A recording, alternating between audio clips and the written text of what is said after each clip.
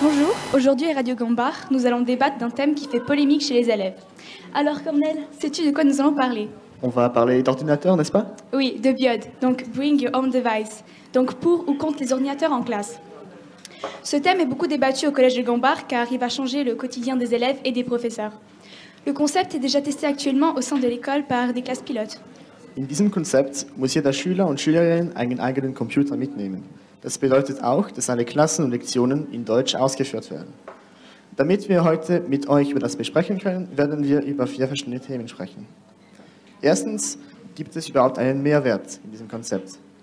Le deuxième thème, c'est la santé. Das dritte Thema, eine Frage über die Umwelt.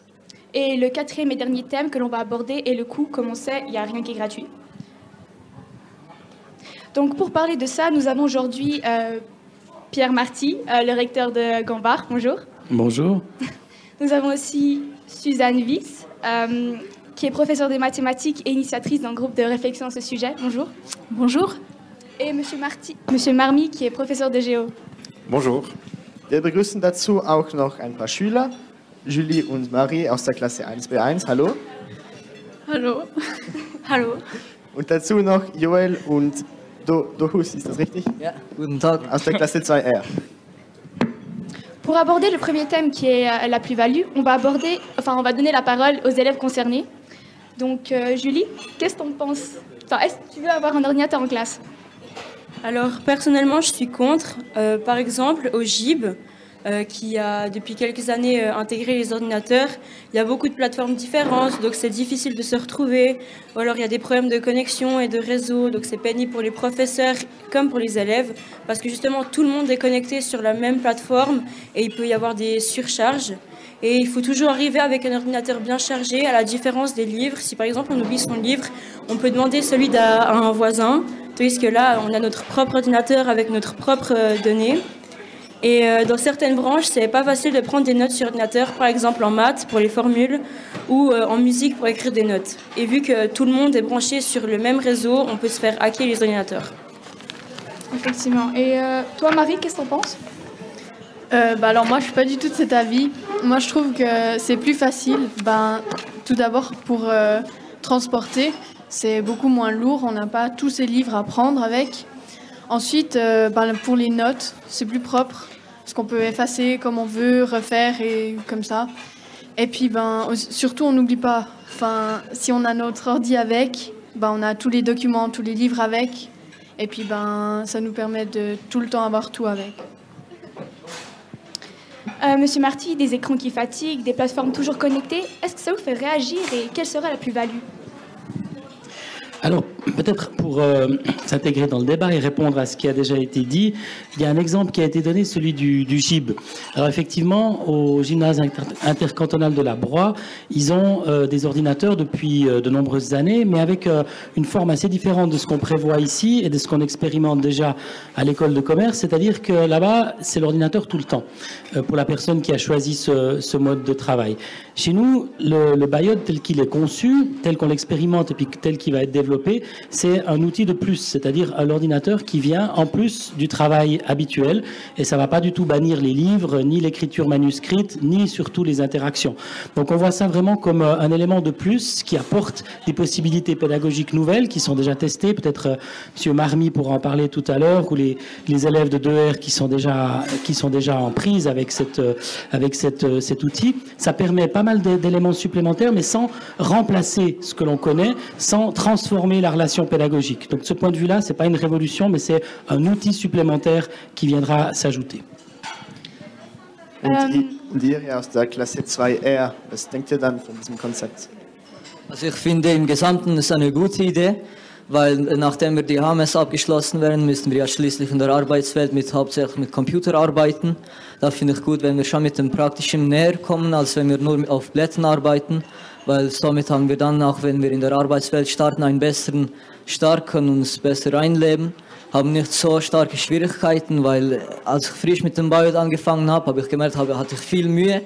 Da habe ich mir vorgestellt, wäre es schon ein bisschen kritisch gewesen, wenn ich in der Arbeitswelt so viel Mühe mit dem Computer hätte, wenn ich das schließlich jeden Tag gebrauchen muss. Ich kann da nur zustimmen. Außerdem werden wir mit dem Buchhaltungsprogramm ein bisschen bekannt gemacht, was wir in Zukunft sowieso benutzen werden. Deshalb ist es eine sehr gute Idee. Et vous, Madame Wyss, évolution par évolution, comment voyez-vous la chose? Also ich denke, entweder macht man BIOT light, das heißt, man braucht nur sehr punktuell den Computer im Unterricht, aber für das brauchen wir kein BIOT. Für das reicht es, wenn wir ein paar Laptops zur Verfügung haben, die man ausleihen kann, oder Computerzimmer.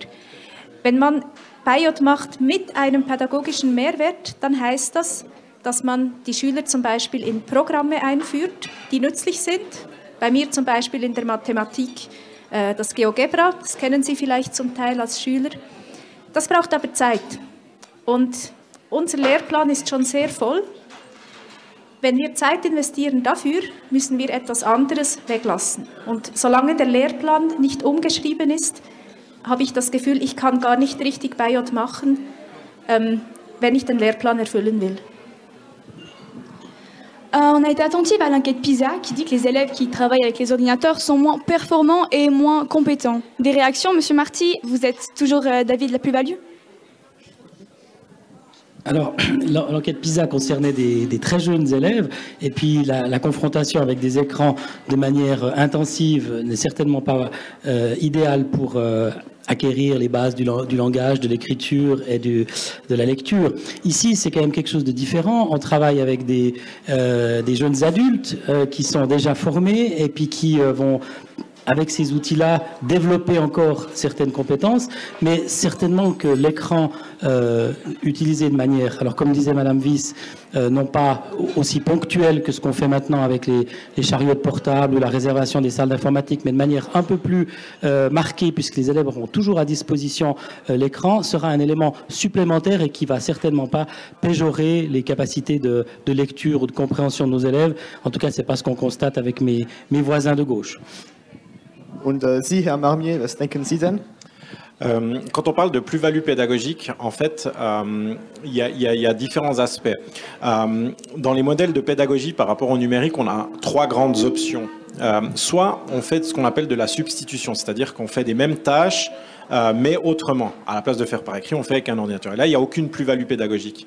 Il y a la deuxième option, c'est de faire de l'augmentation, c'est-à-dire qu'on garde un système mixte, et c'est ce qui va être sélectionné à Gambart. On fait de l'augmentation, c'est-à-dire qu'on garde l'enseignement tel qu'il est, mais pour certaines choses où il y a une plus-value, on va utiliser l'ordinateur. Et la troisième option, ce serait plutôt l'option d'une révolution où on transforme totalement l'école, et ce n'est pas l'option qui est choisie pour l'instant.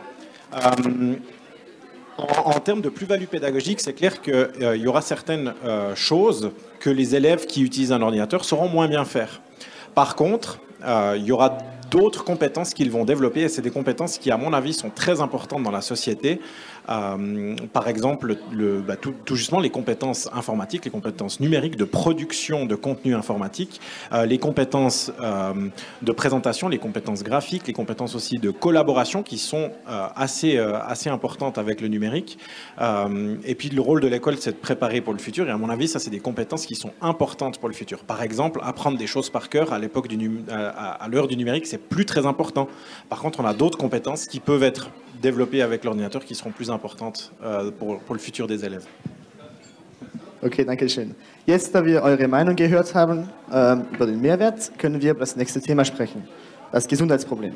Wir haben gehört, dass Sie, Madame Wyss, eher skeptisch waren. Was denken Sie denn über das Gesundheitsproblem?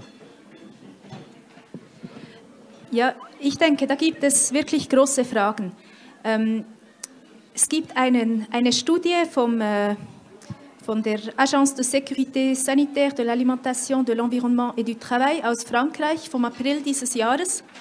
Und die zeigt, dass das Blaulicht in den Bildschirmen, das von den LEDs kommt meistens, starke gesundheitliche Schäden hervorrufen kann. Es greift die Netzhaut an, es kann zu eine Makuladegeneration fördern, das kann zu teilweiser oder vollständiger Blindheit führen. Und solange wir dort keinen genügenden Schutz haben, bin ich dagegen, unsere Schüler für lange Zeiten vor dem Bildschirm zu exponieren, weil man weiß, dass unter 20-Jährige sind stärker betroffen Sie haben einen weniger guten biologischen Schutz gegen das Blaulicht als die Älteren. Und das Zweite, was das Blaulicht auslösen kann, sind Schlafstörungen. Es greift ein in den Wach-Schlaf-Rhythmus und das kann bedeuten, dass man Schwierigkeiten hat mit dem Einschlafen, dass die Schlafdauer verkürzt ist oder dass die Schlafqualität schlechter ist. Und das wiederum beeinflusst dann die Aufmerksamkeit am nächsten Tag. Auch da sind Kinder und Jugendliche stärker betroffen als Erwachsene.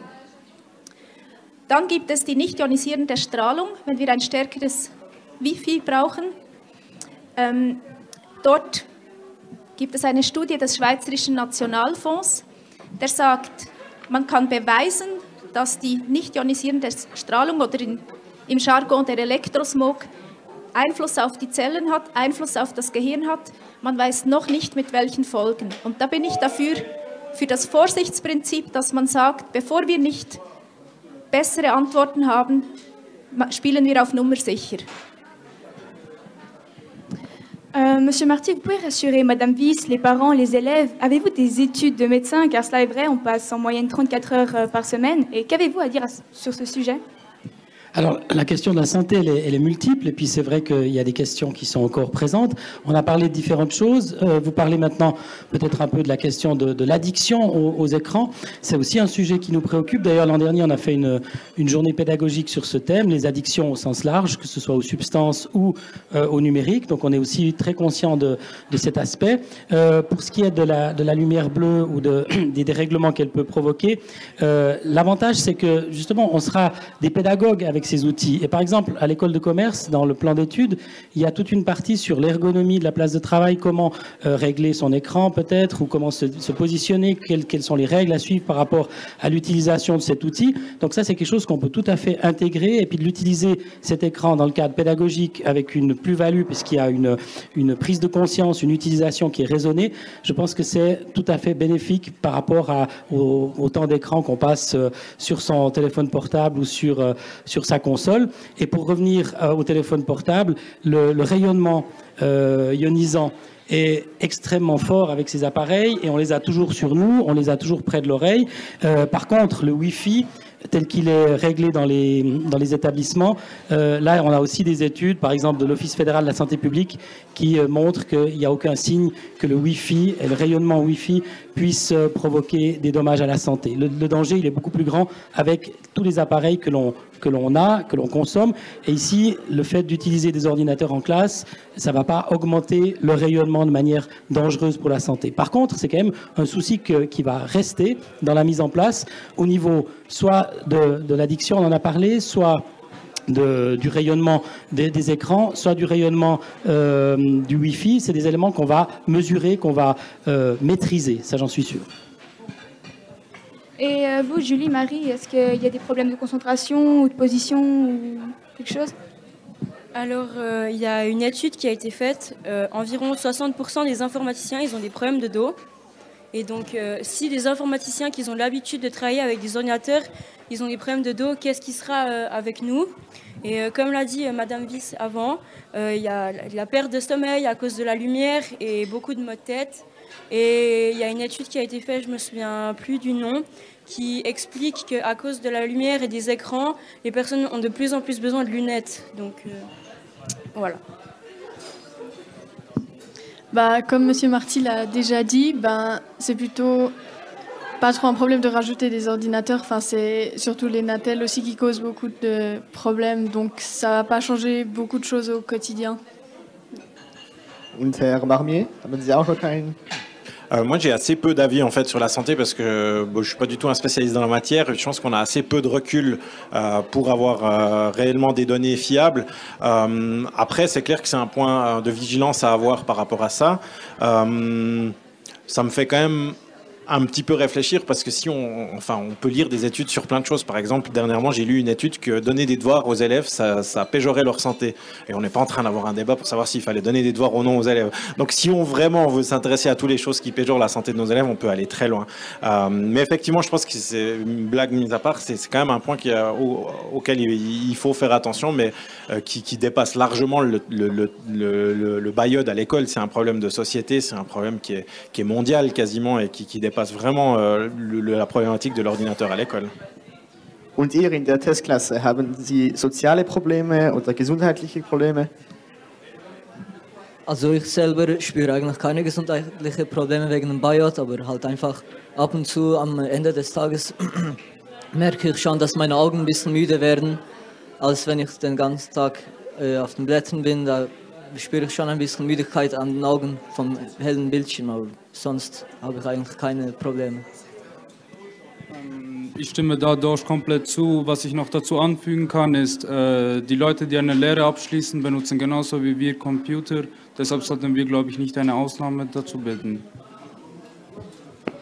Merci. On pourrait aussi aborder plusieurs problèmes liés aux ordinateurs, comme la posture, la communication, la relation sociale. Est-ce qu'on ne perd pas un peu de relation humaine? Oui, mais non. En fait, ça dépend comment c'est utilisé. Effectivement, dans les classes où j'ai enseigné avec le BAYOD cette année, au début, on remarquait que les élèves étaient très focalisés sur leur écran et qu'ils travaillaient de manière très individuelle. Ce qui, en tant que professeur, au début, est rassurant parce qu'on se dit « Ah, ils travaillent bien, ils discutent pas ». Par contre, effectivement, il manquait cette interaction. Et en fait, cette interaction, les profs peuvent la stimuler. C'est pas du tout exclu de faire des travaux de groupe. C'est pas du tout exclu de travailler à plusieurs sur un seul ordinateur. Il y a aussi des outils collaboratifs qui permettent de le faire. Par exemple, avec Office 365, vous savez que maintenant on peut travailler sur une même présentation à plusieurs. Donc il y a tout un tas de procédés pédagogiques que les profs peuvent mettre en œuvre pour quand même favoriser cette interaction sociale qui est importante dans une classe et qu'on ne doit pas négliger. Mais moi je pense que le numérique n'exclut pas du tout l'interaction sociale, au contraire. Oui, peut-être juste pour ajouter, j'ai eu l'occasion de voir des cours donnés dans les classes BAYOD et j'ai remarqué que par exemple la disposition des élèves sous forme d'îlot où les élèves étaient face à face avec l'ordinateur créait justement un contact. Et le fait d'avoir un écran n'était pas du tout un frein ni un mur à la communication. Les gens communiquaient sur le côté et vis-à-vis et il y avait vraiment des petites ruches de discussion malgré les écrans. Et peut-être qu'à terme, on aura les élèves qui seront équipés avec des convertibles, c'est-à-dire des ordinateurs que l'on peut transformer en tablettes.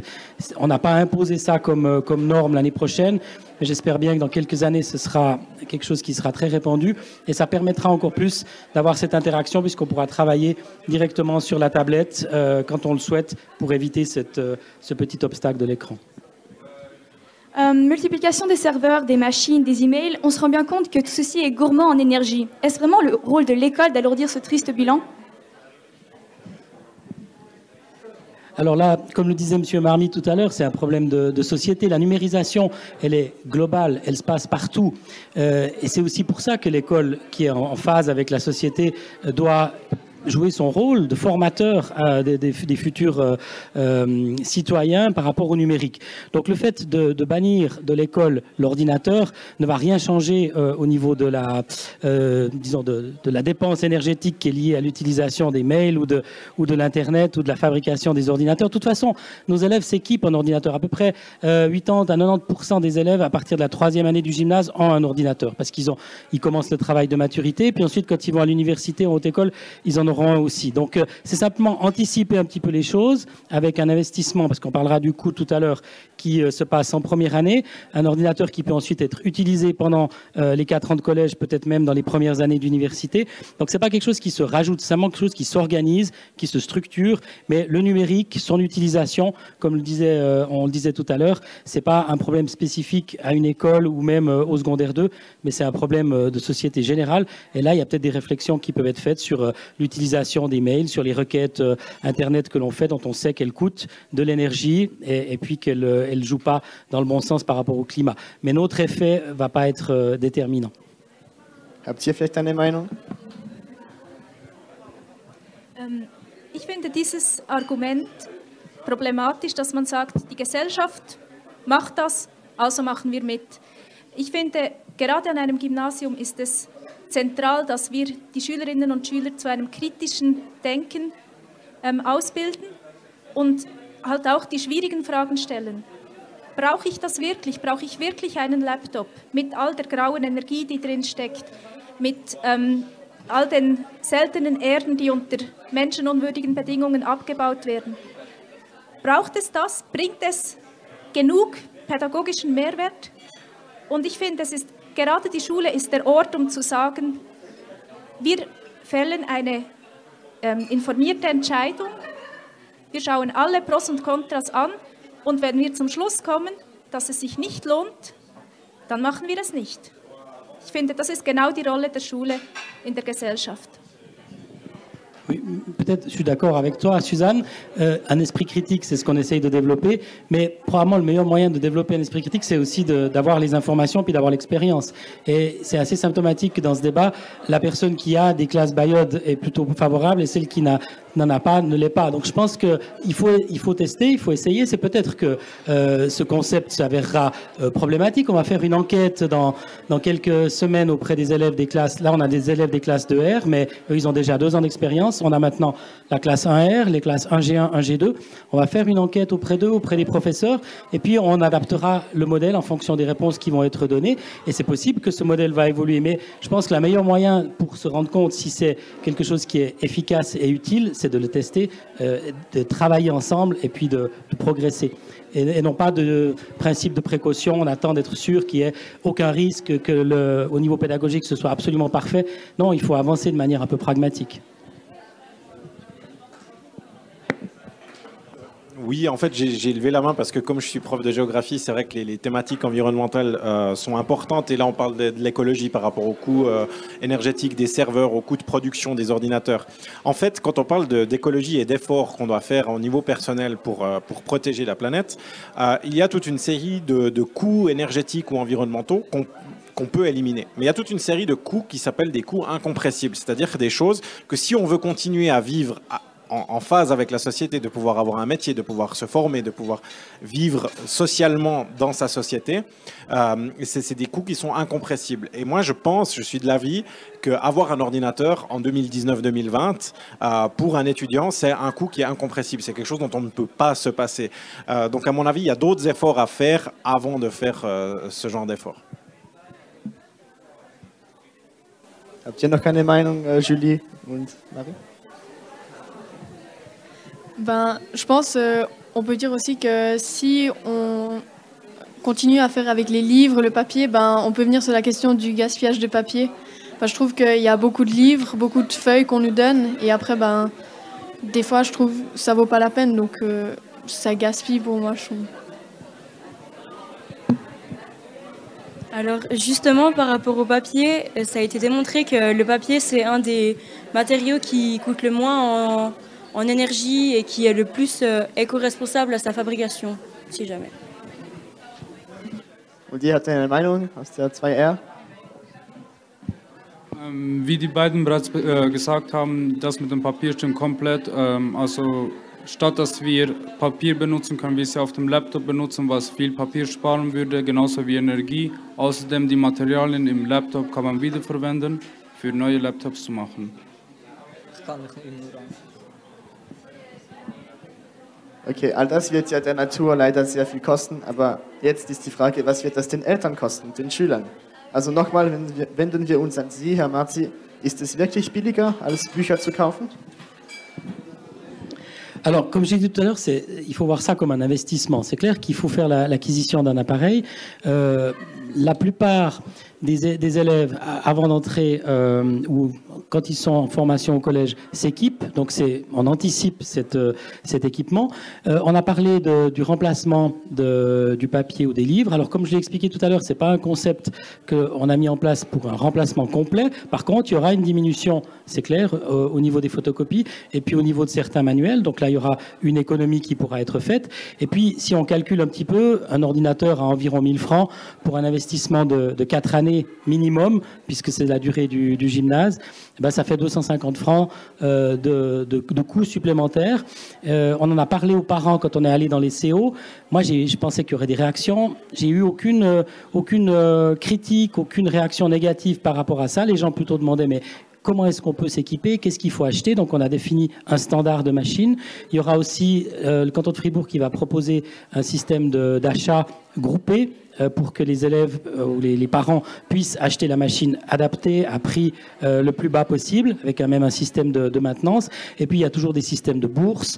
Pour l'expérience actuelle, on a aussi mis en place dans l'école des ordinateurs de réserve pour les élèves qui n'auraient pas les moyens d'acheter un ordinateur ou ceux qui auraient un problème technique. Donc, on prête ces ordinateurs. Donc, tous ces éléments, on y a pensé. On sait bien que c'est un coût supplémentaire pour les familles, mais encore une fois, c'est un investissement pour le futur de leurs enfants. Et je rappelle que si on a commencé à l'école de commerce, c'est aussi parce que l'outil de travail numéro 1 des employés de commerce, c'est l'ordinateur. Les élèves qui se forment dans le dual, ils sont tout le temps face à l'ordinateur. Donc on s'est dit, ben voilà, avec ça, on les prépare le mieux possible à leur profession. Et la profession d'étudiant, elle est assez similaire. Und ihr aus der Klasse 2R, war es ein Problem bei euch in der Familie, einen Computer zu kaufen? Oder? Bei mir war es eigentlich kein Problem, ich konnte mir problemlos den Laptop besorgen. Aber was ich an dieser Schule auch sehr gut fand, jetzt vor kurzem ist bei mir gerade passiert, dass mein Bildschirm kaputt gegangen ist.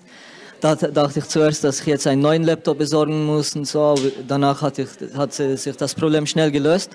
Bin zu Herrn Niederberger gegangen und da habe ich dann einen Ersatzlaptop bekommen. Seitdem benutze ich jetzt eigentlich den und hatte keine großen Probleme damit. Ich kann nur hinzufügen, dass die Schule uns recht entgegenkommt, weil sie haben uns das Office 365 finanziert, welches auch sehr teuer eigentlich normalerweise ist. Et Madame Wyss, en achetant l'ordinateur, n'allons-nous pas économiser le coût de la calculatrice? Comment voyez-vous la chose? Es ist interessant, dass Sie diese Frage aufbringen, weil das ist tatsächlich eine Diskussion im Moment unter den Mathematikprofessoren, auch mit der Direktion. Für uns ist es kurzfristig nicht so einfach möglich, den Taschenrechner zu ersetzen, weil wenn wir Computerprogramme brauchen, gibt es zwei Probleme. Das eine habe ich schon angetönt, es braucht Zeit, die Schüler dort einzuarbeiten und die Computerprogramme sind schwieriger zu bedienen als der Taschenrechner. Es braucht also mehr Zeit. Das heißt, wir müssen irgendwo im Lehrplan etwas anderes kürzen. Und das Zweite ist die Problematik bei den Prüfungen. Wie kann man Prüfungen machen mit dem Computer, ohne dass sich die Schüler untereinander austauschen? Es geht nicht nur über Wi-Fi, es geht auch über Bluetooth und Sie kennen diese Möglichkeiten. Es ist nicht ganz einfach, eine sinnvolle Prüfungssituation herzustellen. Peut-être juste par rapport à ça, effectivement, on aura une rencontre au mois de janvier avec les professeurs de mathématiques pour discuter de ceci. Et puis nous, on veut rien imposer, c'est-à-dire qu'on veut discuter avec les praticiens, les professeurs de mathématiques, pour voir quelle est la meilleure solution. Est-ce que c'est encore nécessaire d'acheter une calculatrice graphique telle qu'elle est actuellement, ou est-ce qu'une petite calculatrice comme celle qu'on a au CO suffirait, ou est-ce que, au contraire, l'ordinateur pourrait tout remplacer? Tout ça, on va le discuter avec les profs de maths pour savoir quelle est leur meilleure proposition, et puis on peut peut-être aussi faire une année ou deux de transition pour voir quelle est la solution idéale. Donc là, il n'y a pas de réponse absolue qui est donnée. Peut-être par rapport aux évaluations, c'est aussi un souci évident, c'est d'ailleurs celui principal des professeurs, et on a déjà fait plusieurs formations continue pour les professeurs, pour leur présenter des programmes, dont un en particulier qui permet de verrouiller complètement une session d'examen sur l'ordinateur des élèves pour qu'ils ne puissent avoir accès que à ce que le professeur a donné. Ça peut être une page internet, ça peut être tel ou tel programme, ça peut être le correcteur d'orthographe si on veut ou pas. Donc on peut déterminer pour un moment d'examen une configuration qui est bloquée. Ensuite, il y a un mot de passe pour sortir. Donc, ça permet de faire des examens sur ordinateur. Ça ne veut pas dire qu'on doit tous les faire sur ordinateur. Et puis, ça réaffirme le principe de base du BIOD, c'est-à-dire c'est le prof qui décide. Si le prof décide aujourd'hui, vous fermez vos ordis parce qu'on fait plutôt de l'expression orale, eh ben, il peut le faire. S'il dit, ben, aujourd'hui, on travaille avec OneNote et puis on va tous travailler sur le même document, prenez vos ordinateurs. C'est le professeur qui reste le maître de la relation pédagogique et ça, je pense, c'est la force du projet.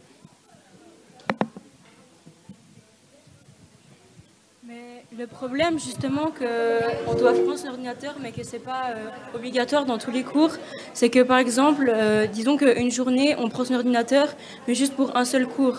Et je vois pas si c'est vraiment utile de prendre son ordinateur, en plus qu'on peut avoir des risques de se le faire voler aussi, de le prendre juste pour un seul cours, si par exemple on a une journée qui dure jusqu'à 17h20 par exemple. Alors on verra, on fera les horaires en fonction que vous ayez assez de professeurs branchés pendant la journée. Mais je crois que les élèves de 2R qui ont déjà eu l'expérience n'ont pas vécu beaucoup de journées où ils n'utilisaient pas du tout l'ordinateur. Et Monsieur Marmier, vous avez aussi un avis sur les coûts? Non, sur les cours, rien de spécial. Je pense que ça a été réfléchi. Monsieur Marty a expliqué comment ça allait se passer. Moi, je vois pas le coût comme vraiment un problème particulier. Non. Sinon, encore quelques avis ou quelque chose? Mais juste si je peux, sur les évaluations, effectivement, il y a tout un tas d'outils qui permettent de le faire, ne serait-ce que le mode avion de l'ordinateur qui enlève toutes les connexions. Il y a des outils qui permettent aussi de faire des sessions. Et puis on peut aussi, ça peut être aussi l'occasion de repenser les techniques d'évaluation, dans le sens où justement, si on demande des compétences différentes aux élèves, ça sera peut-être plus des trucs de par cœur, ça sera peut-être des examens un peu plus libres, un peu plus à livre ouvert, un peu, où on a le droit de faire des recherches, on a le droit de communiquer, des compétences un petit peu différentes de ce qui est évalué actuellement. Ok, très bien. Nous aurions bien pu parler d'autres thèmes, comme la formation des professeurs, les prises électriques. Apparemment, c'est un problème. Mais à la place, nous proposons les résultats d'un sondage qui a été mené au sein de l'école.